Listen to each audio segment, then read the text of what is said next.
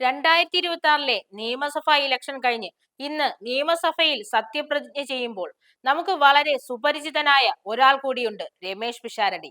പാലക്കാട് നിന്നും കന്നി അംഗത്തിൽ ജയിച്ചു കയറിയ വ്യക്തിയാണ് രമേശ് പിഷാരടി. മലയാളികളുടെ പ്രിയപ്പെട്ട ഹാസ്യതാരവും അവതാരകനുമായ രമേശ് പിഷാരടി സിനിമയിലും ടെലിവിഷൻ രംഗത്തും സ്വന്തമായൊരു സ്ഥാനം നേടിയ വ്യക്തിയാണ്. മിമിക്രി വേദികളിലൂടെയാണ് അദ്ദേഹം കലാരംഗത്തേക്ക് എത്തിയത്. പിന്നീട് നിരവധി ടെലിവിഷൻ പരിപാടികളിലും സിനിമകളിലും അഭിനയിച്ച് ജനപ്രീതി നേടി.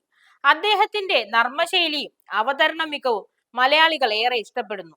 സിനിമാ മേഖലയിൽ നടൻ, സംവിധായകൻ, തിരക്കഥാകൃത്ത് എന്നീ നിലകളിലും അദ്ദേഹം ശ്രദ്ധ നേടി. മമ്മൂട്ടി നായകനായ ഗാനഗന്ധർവൻ എന്ന സിനിമ സംവിധാനം ചെയ്തതിലൂടെ സംവിധായകനായും അദ്ദേഹം ശ്രദ്ധിക്കപ്പെട്ടു. 2026 കേരള നിയമസഭാ തെരഞ്ഞെടുപ്പിൽ രമേശ് പിഷാരടി പാലക്കാട് മണ്ഡലത്തിൽ നിന്നും മത്സരിച്ച് വിജയിക്കുകയും ചെയ്തതോടെ 5 വർഷത്തേക്ക് ഇനി സിനിമയോ സ്റ്റേജ് പ്രോഗ്രാമുകളോ നടത്തില്ല എന്ന് പറഞ്ഞിട്ടുണ്ട്. ഇന്ത്യൻ നാഷണൽ കോൺഗ്രസിന്റെ സ്ഥാനാർത്ഥിയായിട്ടാണ് അദ്ദേഹം തിരഞ്ഞെടുപ്പിൽ മത്സരിച്ചത്. കലാരംഗത്തു നിന്നും രാഷ്ട്രീയ രംഗത്തേക്കുള്ള അദ്ദേഹത്തിന്റെ പ്രവേശനം വലിയ ശ്രദ്ധ നേടുകയാണ്. ശോഭ സുരേന്ദ്രനെയും MI റസാഖിനെയും പരാജയപ്പെടുത്തിയാണ് വിജയിച്ചു കയറിയത്. മമ്മൂട്ടി എവിടെയോ അവിടെയെന്ന് കളിയാക്കി അദ്ദേഹത്തെ കുറിച്ച് പറയാറുള്ളത്. ഹാസ്യവും ലാളിത്യവും നിറഞ്ഞ വ്യക്തിത്വവും ജനങ്ങളോട് അടുത്തു നിൽക്കുന്ന സ്വഭാവവും കൊണ്ട് രമേശ് പിഷാരടി എന്നും മലയാളികളുടെ പ്രിയപ്പെട്ട വ്യക്തികളിൽ ഒരാളാണ്.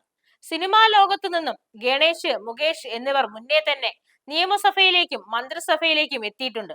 അതിനു പിന്നാലെയാണ് അപ്രതീക്ഷിതമായി ഈ യുവതാരം സഭയിലേക്ക് എത്തുന്നത്.